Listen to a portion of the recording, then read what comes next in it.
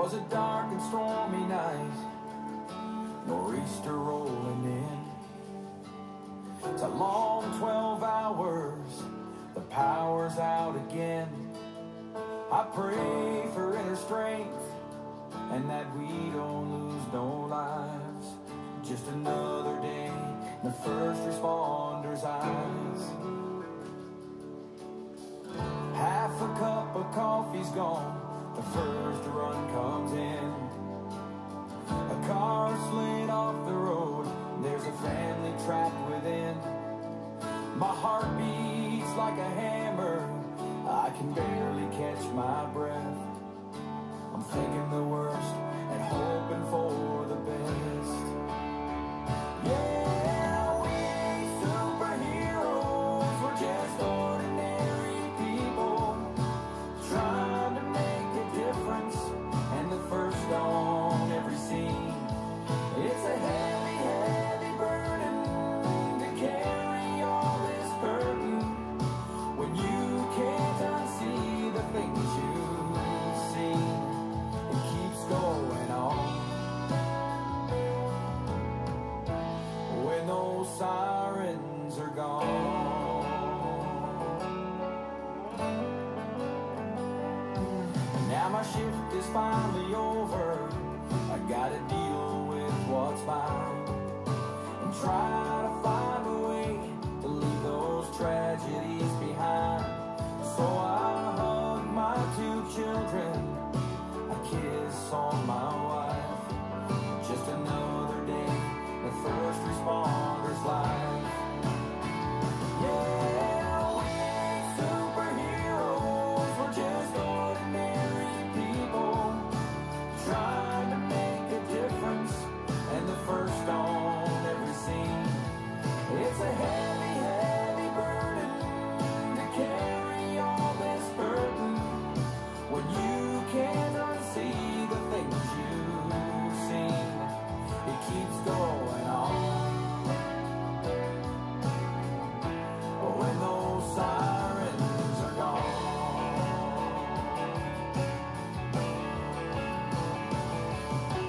Flashing lights fill the air, broken bodies everywhere. Another bad dream is stealing my sleep.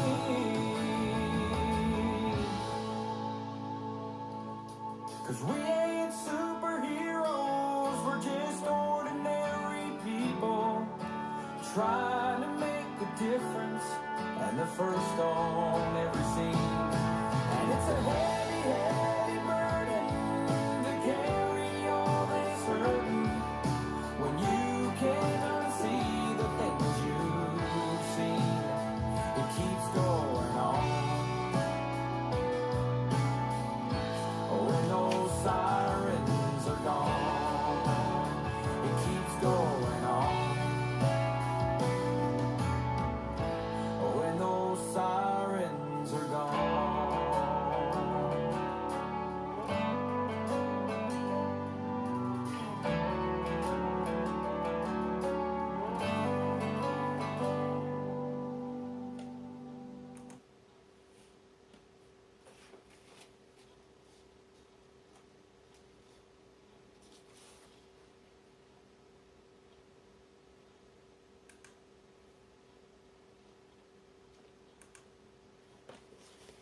Alright guys, this is Devin again.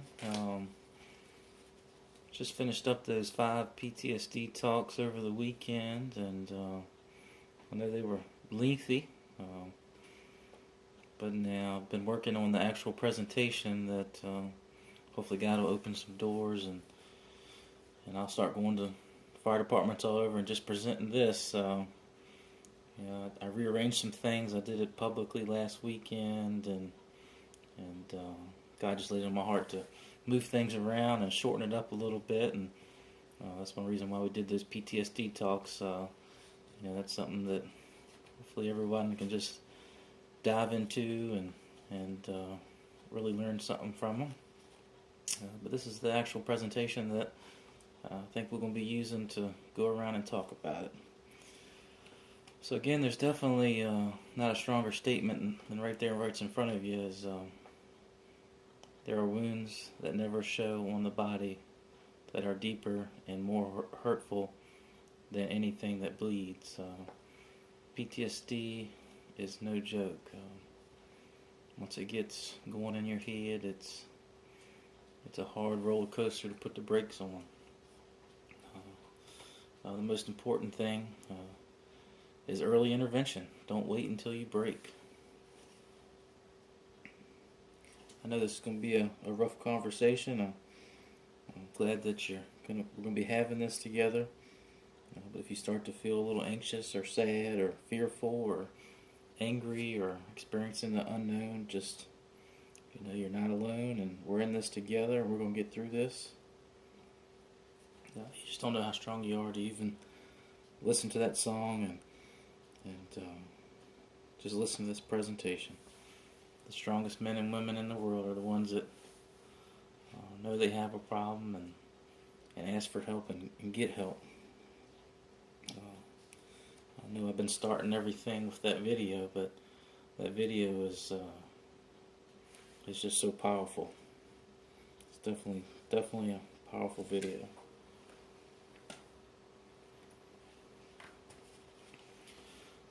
So a little bit more about myself. My love for fire and EMS began at a real young age. My mom said I was the only kid around that she ever knew that didn't like to watch cartoons. All I was down for was episodes of Rescue 911 and Baywatch. And I grew up, started volunteering at a young age 16. I met my wife at the fire station. We've been together for 14 years. And a little more about myself. I was a ER nurse for about 5 years before my mind came unraveled on me.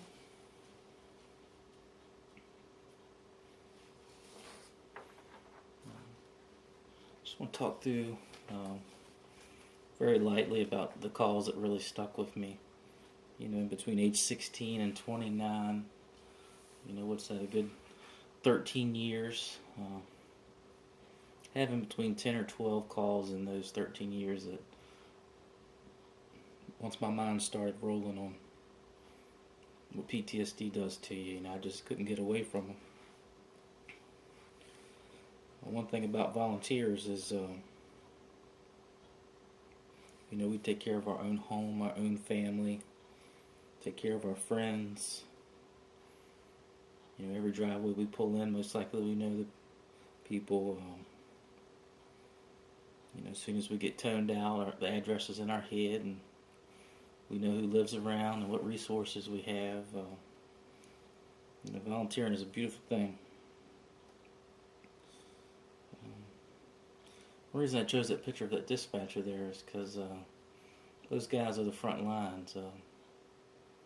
They're getting information before we even hear it ourselves.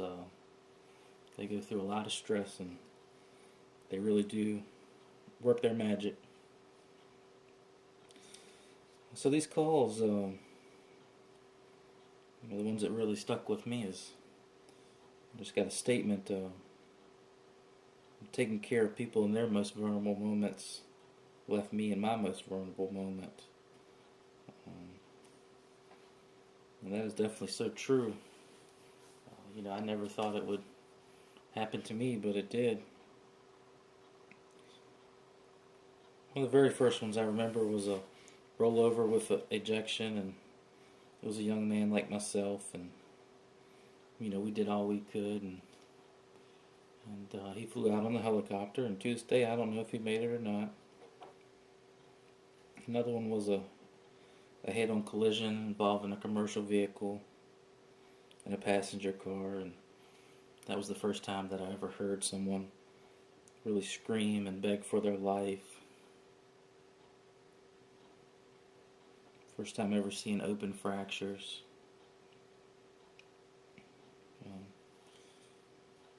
That call was a big one for me. But one of the top threes is definitely It was an early morning head-on collision. It wasn't toned out for a head-on collision. That was something that I found out after I got on scene.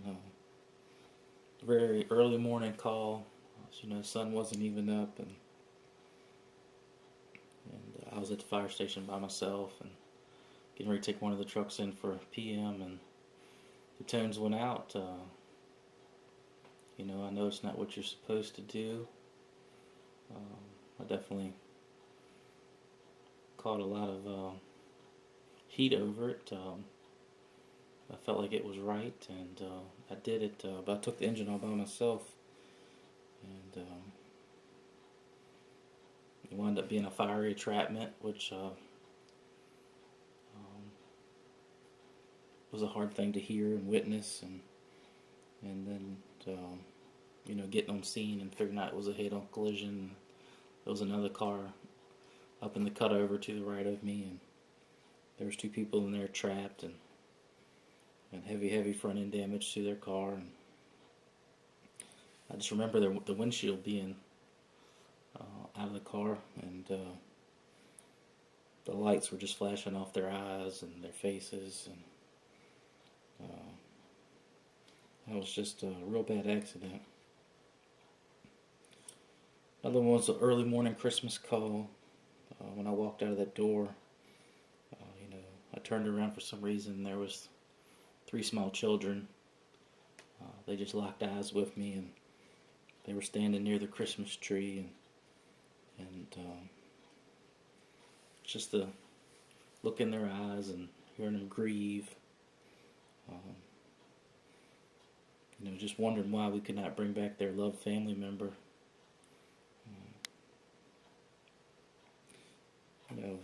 Over the years, the sounds and sights of grieving children and wives were definitely a big one for me.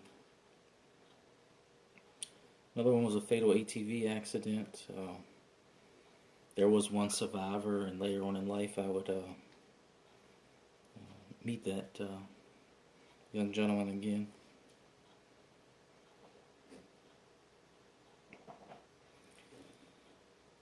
This was another fatal motor vehicle accident that I was first on scene to. It was close to my house. I knew the guys were coming, so I went POV. Again, early morning. Them early morning hours are just hard on us. It just seems like that angel just scoops down and just starts taking people to heaven. But when I dug through the wreckage and the underbrush and finally got to the driver's door and shined my flashlight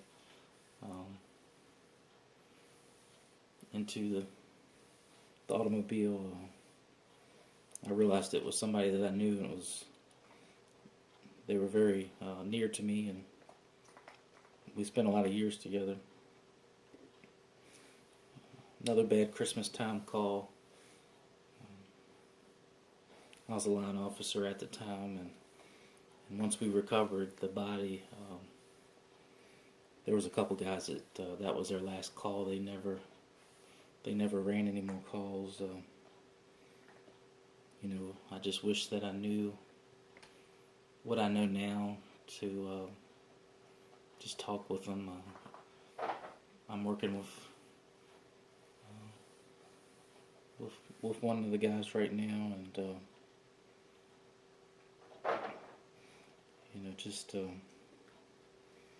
we never had anything like this. We honestly really don't right now. That's why I'm working so hard on this and get the ball rolling on it, and this stuff is just not talked about. Another one was a tragic incident involving one of our own, and that call really stuck with me, and it's definitely the foundation of this presentation here. The straw that kind of broke the camel's back for me was a incident involving a childbearing mother. was a terrible thing to witness, and that's kind of when I started walking away from things. In between that tragic incident involving one of our own and that childbearing mother was also two very, very rough fatal motor vehicle collisions. So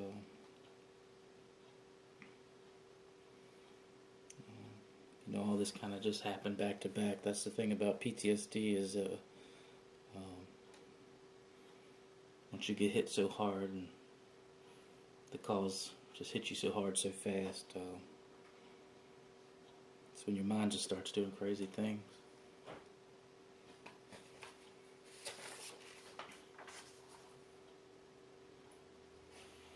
This is definitely a beautiful, powerful picture here. The reason why this picture chose me is I just felt so ashamed at first saying it, that I had PTSD, asking for help for it. I just felt like I was taking away so much honor away from our veterans and our armed forces that are currently out there fighting for us today. Those guys just see terrible things, and I just felt like I was just taken away from them. And but we need to be honest with each other and be open about it. And PTSD gets us too, and we're all in this together.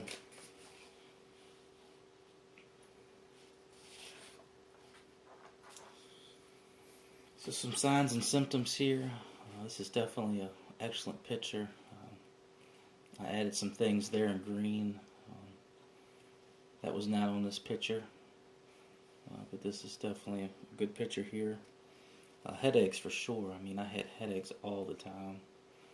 Dry mouth, chest pain. I remember just laying in the floor late one night, all this stuff just running through my head, and I knew I was too young to have a heart attack, but that just feels like something just in your chest turning.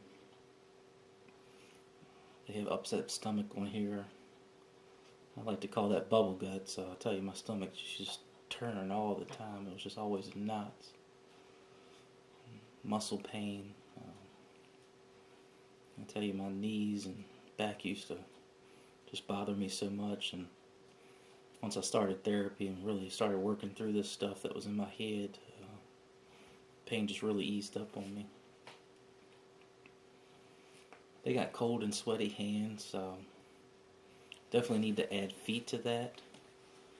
When I knew things were starting to change on me, one of the first things I for sure noticed was cold and sweaty hands and feet. Almost like your body's trying to ground itself. Another thing too is extreme weight gain or loss. I put on close to 100 pounds rather quickly. My two go-tos were drinking and eating, and DiGiorno and Wild Turkey about put me out of commission. Talk about bounding pulse in your neck. I tell you, it used to feel like somebody was just taking a hammer and just whacking me upside my neck. It was just so intense. It would only happen to me when I was sitting in the officer seat or on a bad call, but I could just feel it, just somebody just taking a hammer and just whacking my neck. Then we talked about the cold and sweaty hands and feet. That led to my clenching my teeth, or my teeth kind of chattering, and eventually it led to whole body tremors, and that's when I walked away from everything. I just couldn't let my guys see me like that. I just couldn't control it. It's almost like somebody just ripped me out the seat and threw me in a bucket of ice water and just hung me out to dry. Just whole body just shivers and tremors. It's terrible. Talk about breathing too. I didn't really notice this till therapy, but the more I've been watching, and something bad calls in my mind, breathing becomes very shallow and almost decreased. Respirations are decreased. Not sure why that is, but it's definitely noticeable. This talks about some stress management down there at the bottom on the right, and we'll talk about that further.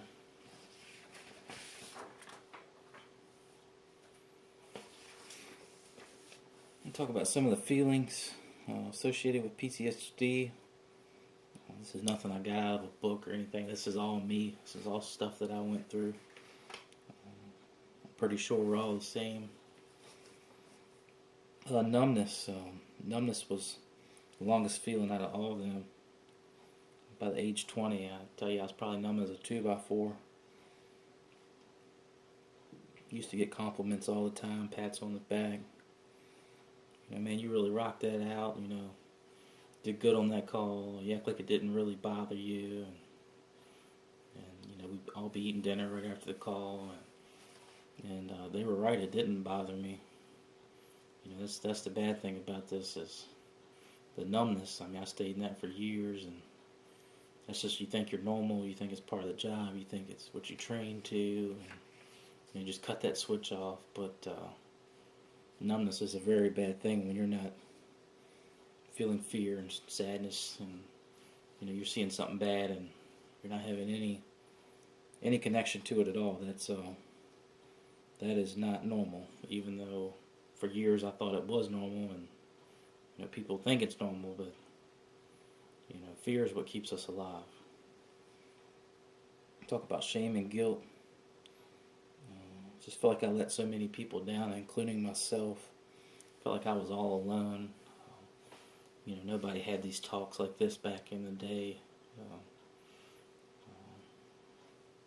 I just thought I was by myself. Talk about self-doubt and questioning your judgment. That's that, did I miss something? These deaths are hard on us, and you try your best, and you just can't change the ending of things. You just really question, did you miss something? And when I did this as a public presentation last weekend, there was a huge gasp in the audience, but it needs to be said. I know I'm not the only one thinking it. Talked to some other people too. Is just, man, was that person really dead? When that thought gets in your head, it's hard on you. Even though you know they're dead, you got everything in front of you. Your rhythm's stripped, you know that they're dead. Your mind is just telling you or playing tricks on you, or maybe you're just hopeful. I don't know, but you just want that person to be alive. But we can't. We can't write God's agenda for him. When I first got into this, I was always the EMS guy. Did good at fire, love extrication, brush fires, car fires, stuff like that. But house fire is really not my thing. But I was just always the EMS guy. That's one reason the guys love me. There was no fight on who's getting on the fire truck. Everybody knew Dev was on the ambulance and the fire truck was theirs.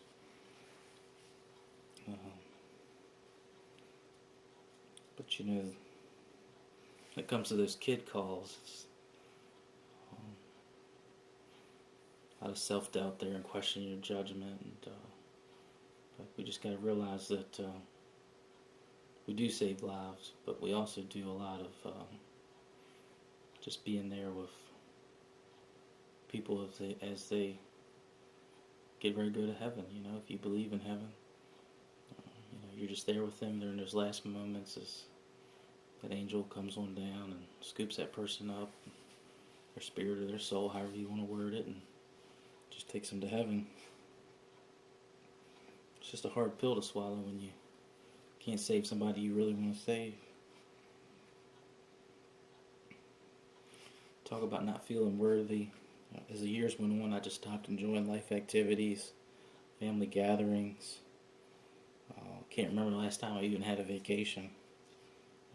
after this therapy, I definitely going to have a nice vacation next year. And the holidays, the holidays are hard on us. It's Christmas time, and we just see a lot of sad stuff at Christmas time. These other two, of course, something that didn't pop out at me at once, but, after therapy is just not feeling safe or endangered or permanently damaged. They're two very big things that I was feeling but didn't really know the exact wording of it, so I went to therapy. But, when your mind is trapped in those calls and everything is so vivid, it just feels like it's in real time and you can't stop it. Just like a broken record that keeps going. You're starting to experience all the consequences of the reckless behaviors, and those consequences are just laying heavy on you. You're scared to go to sleep. The nightmares just leave you up and fighting all night. And we'll talk about impending doom in a little bit.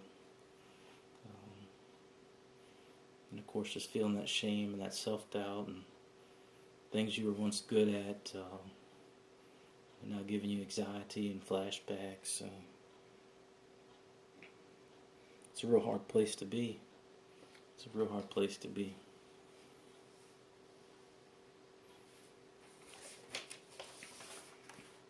We're going to talk about some of the behaviors of PTSD.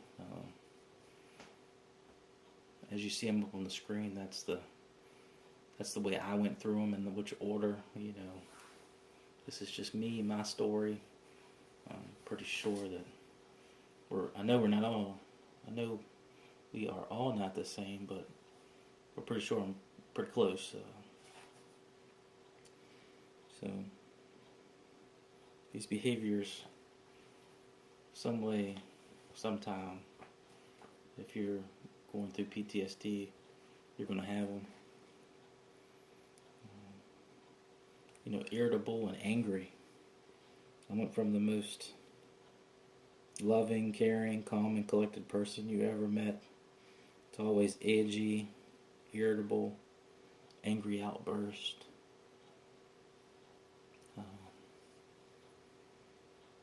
Which that led to, substance abuse. I was binge drinking. I was just trying to go to sleep, I was just trying to fight those nightmares. Something told me in my head if I started drinking, that I could get some sleep. But that definitely made the nightmares worse, made them more vivid.